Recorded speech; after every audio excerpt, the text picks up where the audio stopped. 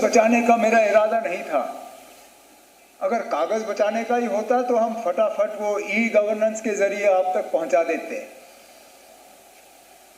थोड़ी सी आपको हम राहत पहुंचाने की कोशिश कर रहे थे, इस बात का एहसास रखते हुए कि अगर एलजी साहब का खुतबा हम 1-1.5 घंटा रखते आपको सुनना पड़ता। अब कल ठीक इसी जगह लगभग 11-11:15 बजे आपको फिर मेरा ही भाषण सुनना होगा, कोई 2-2.25 घंटे, वो भी अंग्रेजी में।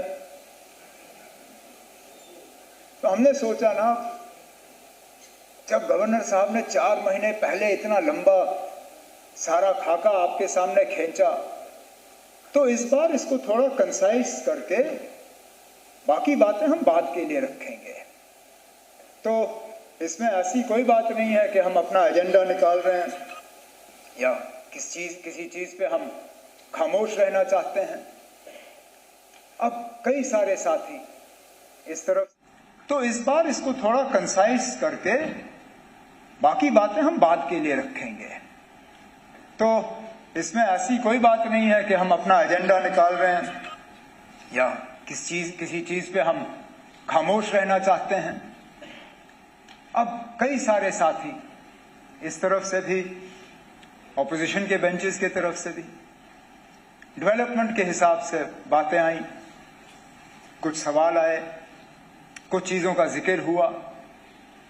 अब मैं दोबारा ये बात दोहराऊंगा कि इस बात का एहसास रखते हुए कि कल उन्हीं चीजों पे बजट के दौरान मुझे बात करनी होगी, उसके ठीक बाद ग्रांट्स पे सिलसिला शुरू होगा, उस पर भी बहस होगी। मैं हाउस का वक्त नहीं लेना चाहूंगा और एक एक डेवलपमेंट की चीज को जो है यहां पे बात करें। कल बजट के सिलसिले में शुरू हो ही जाएगा और आने वाले कुछ दिनों पे हर इशू जो यहां ऑनरेबल मेंबर ने टच किया, हर महकमे को लेके, उन पे हम जो है अपना जवाब दे देंगे।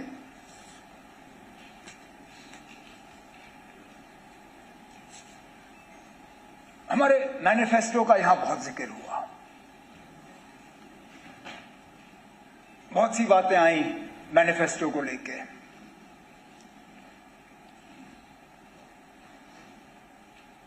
हमने सोच समझ के वो डॉक्यूमेंट तैयार किया। जम्मू कश्मीर के आवाम के साथ वो हमारा वादा है।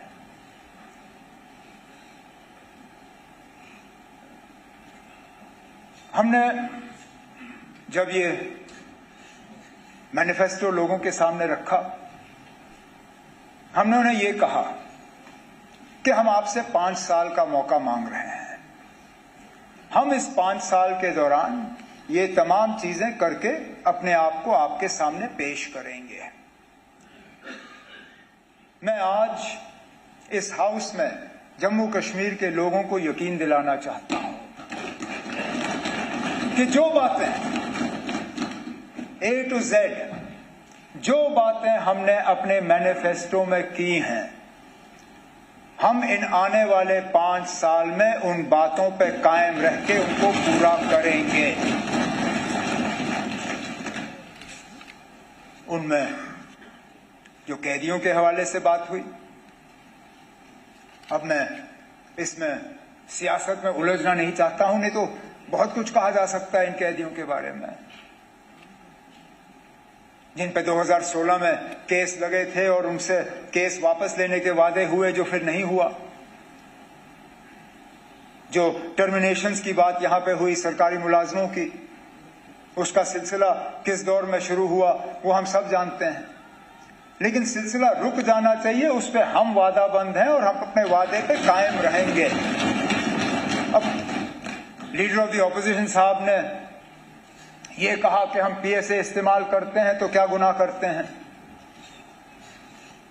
अब अगर पीएसए ही आपका हथियार है तो आपका केस कमजोर है ना, आप मान के चलिए।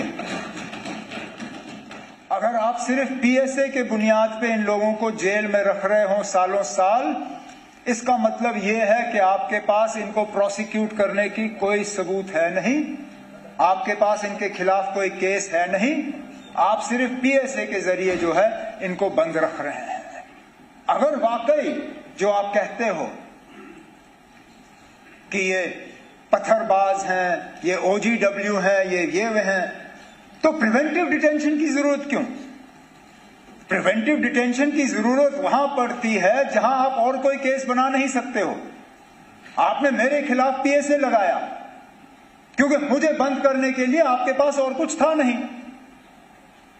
आपने पहले प्रिवेंटिव डिटेंशन में मुझे 6 महीने बंद रखा। जब वो अरसा बीत गया और कुछ चाहिए था आपको, आपके पास और कुछ था नहीं, तो पीएसए लगा के मुझे बंद कर दिया। ये जो 400 पीएसए में बंद हैं, अगर वाकई जो आप कहते हो सही है, क्योंकि आज पुलिस और लॉ एंड ऑर्डर मेरे पास है नहीं, तो जो आंकड़े आपके पास आ जाते हैं वो मेरे पास नहीं आते। आप ब्रीफिंग लेके आते हो, मेरे पास वो ब्रीफिंग है नहीं। अगर जो आप कहते हो जनाब वो ये हैं वो हैं, मुल्क के खिलाफ इन्होंने कार्रवाई की, तो पीएसए के बजाय उन पे केस करिए, प्रोसिक्यूट करिए, जेल की सजा दिलाइए, फिर जाएं जेल में। लेकिन अगर सिर्फ पीएसए के बुनियाद पे आप उनको बंद रखते हो तो कहीं ना कहीं आपके कहने में और जमीनी हकीकत में थोड़ा सा फर्क है।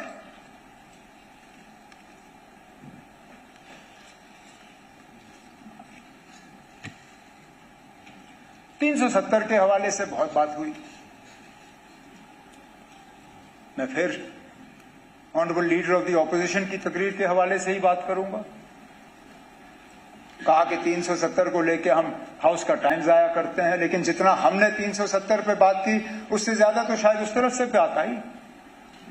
हर तकरीर में 370 को हटाने की जस्टिफिकेशन वहां से आई। आप खुद ऐसे काम गिन रहे थे, मैं थोड़ी देर के लिए मैं दीवारों के आसपास देख रहा था कि कहीं ऐसा ना हो कि मैं पार्लियामेंट शिफ्ट कर गया, क्योंकि आपकी तकरीर तो ऐसा लग रहा था जैसे आप प्रेसिडेंट्स एड्रेस पे अपनी तकरीर कर रहे हैं जब बजाय लेफ्टिनेंट गवर्नर्स एड्रेस पे। यहां के काम गिनने के बजाय आप दिल्ली की हुकूमत, मरकजी हुकूमत के काम गिन रहे थे। आपने बड़े बड़े प्रोजेक्ट्स के हवाले से बात की, कोई रिंग रोड, कोई ये रोड, कोई वो रोड, कोई ये। मैं आपसे सिर्फ एक सवाल पूछता हूं ना, आप मुझे ये बताइए, इनमें से कौन से ऐसे काम हैं जो बिना 370 हटाए नहीं मुमकिन होते? बताएं, क्योंकि आज तक मुझे इस सवाल का जवाब नहीं मिला है। आप जो काम गिनते हो, IIT, IIM, AIIMS, ring road, ये बाकी चीजें, इनमें से ज्यादातर वो काम हैं जो 2019 से पहले शुरू हुए। लेकिन मैं उस झगड़े में पड़ूंगा ही नहीं।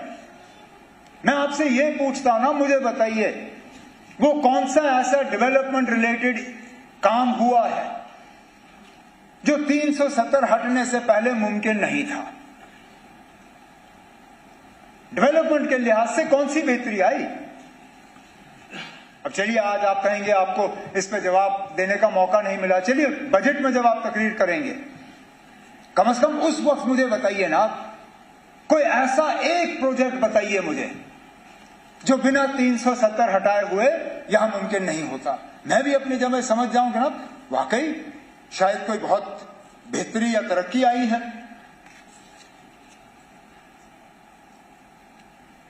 पॉलिटिकल रिजर्वेशन के हवाले से बात हुई कि आप 370 हटा तब पॉलिटिकल रिजर्वेशन मुमकिन हुआ। अब पॉलिटिकल रिजर्वेशन करके आपने क्या फायदा दिया इस कौम को? आप मेरे जो हमारे गुजर यहां पे कम्युनिटी से ताल्लुक रखते हुए एमएलएज हैं, उनके तरफ इशारा करके कहा कि ना हमने आपको बहुत बड़ा फायदा दिया जो पॉलिटिकल रिजर्वेशन दिया आपको। और इनकी तादाद गिनिए ना, आज कितने हैं? 6 हैं। आपके रिजर्वेशन देने से पहले कितने थे ना, जरा पूछिए इनसे। 9 थे। नहीं ना, आज 9 नहीं है। हाँ ना, आप मैं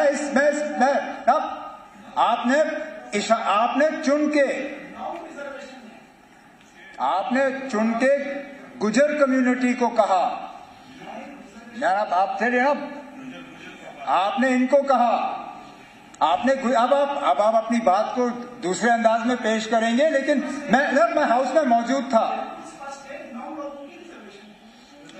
आप थे ना, आप बैठिए ना, आप बैठे।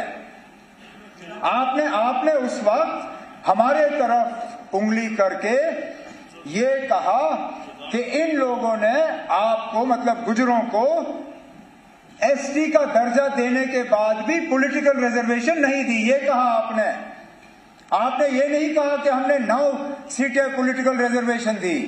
आपने गुजर कम्युनिटी को कहा कि आप लोगों को एसटी का दर्जा मिला था, लेकिन इन लोगों ने आपको पॉलिटिकल रिजर्वेशन नहीं दी। उसके बुनियाद पे मैं आपसे पूछता हूं ना कि पॉलिटिकल रिजर्वेशन देके आपने फायदा क्या दिया? उस वक्त 9 थे, अब 6 हैं।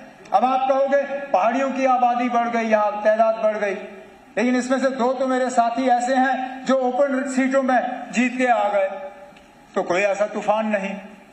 तो मैं फिर इस बात पे आता हूं ना कि 370 हटाने के बाद कौन सा ऐसा करिश्मा हुआ जिसकी बुनियाद पे आप कहोगे जनाब कि जमीन आसमान का फर्क पड़ा, बहुत फायदा हुआ लोगों को। फिर आपने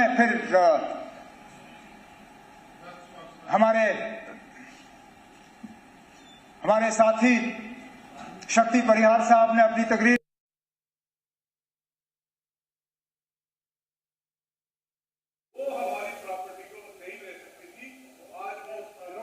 मैं आ रहा हूं उस बात पे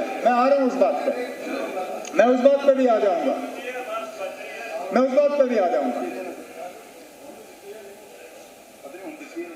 टेररिज्म, अभी तक तो लीडर ऑफ द ऑपोजिशन साहब कह रहे थे कि यहां पे टेररिज्म के लिए पाकिस्तान कसूरवार है, इसलिए हम पाकिस्तान से बात नहीं करेंगे। लेकिन शक्ति परिहार साहब कहते हैं कि टेररिज्म यहां पे 370 की बदौलत है। अब खुदारा मुझे बताइए ना, टेररिज्म 370 की बदौलत है या पाकिस्तान की बदौलत? अगर टेररिज्म 370 की बदौलत है तो फिर पाकिस्तान से बातचीत के लिए आपको एतराज क्यों? और अगर पाकिस्तान कसूरवार है 370 के लिए, टेररिज्म के लिए, तो फिर 370 को इसके लिए दोषी क्यों ठहराते हो? और 370 को हटाने के बाद जो बिलखसूस जम्मू में टेररिज्म बढ़ी, उसके लिए कौन कसूरवार? जिन इलाकों को मैं दावे से कहता हूं हमने अपनी हुकूमत, कांग्रेस नेशनल कॉन्फ्रेंस की हुकूमत, जिसमें सलातिया साहब और श्यामलाल शर्मा साहब मेरे साथ मंत्री थे, इतना बड़ा जम्मू का हिस्सा हमने पूरा जी टेररिज्म से मुक्त किया था। पूछिए इनसे, कम से कम इस बात पर तो ये इनकार नहीं कर सकेंगे। कब हुए जम्मू शहर में हमले जब हम मंत्री थे? कब हुए रियासी में हमले जब हम मंत्री थे? कब हुए यात्रियों पे हमले जब हम मंत्री थे?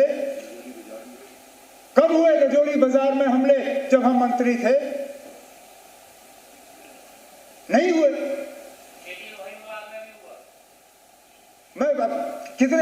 मैं गिनना नहीं चाहता हूं, नहीं तो गिनने की, अगर मैं गिनना शुरू कर गया तो फिर कोई एंड नहीं होगा इसका। लेकिन वो मेरा कहने का मतलब ये है ना, अगर अकेले 370 ही जम्मू कश्मीर में टेररिज्म के लिए जो है कसूरवार है, तो हटाने के बाद बंद हो जाना चाहिए था। नहीं हुआ ना, तो इसमें भी फेल। फिर नेपोटिज्म की तो मैं बात करूंगा ही नहीं, क्योंकि उसमें कोई पार्टी जो है वो कहते हैं ना हमाम में सब नंगे, ना हम नेपोटिज्म की बात कर सकते ना आप, तो छोड़ दीजिए उसको। अब करप्शन की हम बात करें, 370 करप्शन के लिए जो है जिम्मेदार था, और हटने के बाद अब करप्शन है नहीं। जल जीवन मिशन पर सबसे ज्यादा शोर किसने किया ना? सबसे ज्यादा शोर जल जीवन मिशन पर किसने किया? क्या कहा? जुगाड़ जीवन मिशन? हाँ, जुगाड़ू जीवन मिशन, जल जुगाड़ मिशन, कुछ ऐसा ही कहा। ये मेरे अल्फाज नहीं है, उस तरफ से आए। हम एज मिनिस्टर, अब शायद कहना नहीं चाहिए, लेकिन हम आपस में बैठ के ये बात करते हैं कि अगर क्वेश्चन आवर में पहले 2 सवाल जो हैं वो जल जीवन मिशन के हों, हमारा काम आसान हो जाता है, क्योंकि 40-45 मिनट तो इसी बेचारे जावेद राणा साहब के ही निकल जाते हैं, क्योंकि आप में से कोई ऐसा नहीं है जो जल जीवन मिशन को लेके परेशान नहीं या शिकायत नहीं करता। एक चलिए माइनिंग पे करप्शन पे इल्जाम आपने लगाए, हमने नहीं। हमने तो इसका कभी जिक्र ही नहीं किया। इस सेशन से पहले जल जीवन मिशन के बारे में शिकायतों का आपने हमसे तो सुना नहीं होगा। जमीनों के मामलों में करप्शन की बात, मिस गवर्नेंस की बात, कन्वर्जन ऑफ लैंड यूज, वो हमारी बदौलत नहीं, वो सब पोस्ट 370 आया, जिसकी बात श्यामलाल शर्मा साहब ने क्वेश्चन आवर के दौरान इतने जोरों शोर से किया। वो सारा कानून तो 370 हटने के बाद आया। तो फिर मैं पूछता ना, क्या बेहतरी आई? करप्शन भी नहीं रुका, मिस गवर्नेंस भी नहीं रुका। अब ठीक है, आप कहते हो कभी नहीं आएगा, हम कहते हैं हम वापस लाएंगे। वो कहते हैं उम्मीद पे दुनिया कायम है। ठीक है ना, हम अपनी उम्मीद की दुनिया में रहेंगे, आप अपनी दुनिया में रहो, देखते हैं कौन सही निकलता है। लेकिन ये मुझे मत कहिए ना कि अब सुप्रीम कोर्ट का मोहर लग गया है। मैं वकालत नहीं जानता हूं, शायद मुझे नहीं मालूम अगर आपने वकालत की होगी या नहीं, लेकिन आपके आसपास काफी मतलब अच्छे हट्टे कट्टे वकील बैठे हैं ना। ये भी जानते हैं ना कि अदालत का फैसला दूसरी अदालत में टाला जा सकता है या बदलाया जा सकता है। सुप्रीम कोर्ट में 3 जज का बेंच जो है 5 जज का बेंच बदला सकता है, 5 जज का बेंच 7 जज का बेंच बदला सकता है। जब तक पूरा बेंच नहीं बैठता तब तक फैसले बदलाए जा सकते हैं। अब क्या इस तरह के हालात मुल्क में पैदा होंगे या नहीं होंगे, आप कैसे कह सकते हो ना? ठीक है ना, आपके पास कौन सी ऐसी जादू की छड़ी है कि आप कह सकते हो कि इस तरह के हालात कभी मुल्क में बनेंगे नहीं? मैं तो ये दावा कर नहीं सकता हूं।